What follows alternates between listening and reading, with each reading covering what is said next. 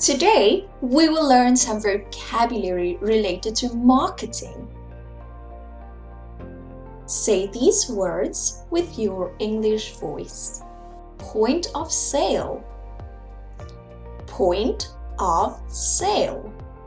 This is a place where something is sold to the public or the place where someone pays for something. Digital. Digital. This is showing information in the form of an electronic image.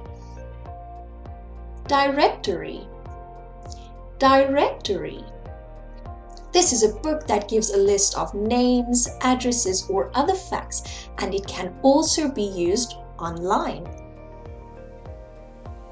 Direct mail. Direct mail.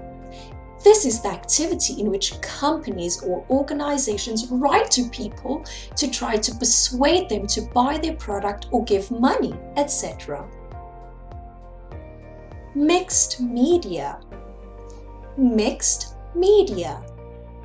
These are different methods for advertising products and services, such as newspapers, TV, radio, and the internet. SEO. SEO. This is search engine optimization, and they are methods of making sure that the address of a website is shown near the top of the list of results in an internet search. Consumer. Consumer. This is a person who buys goods or services for their own use.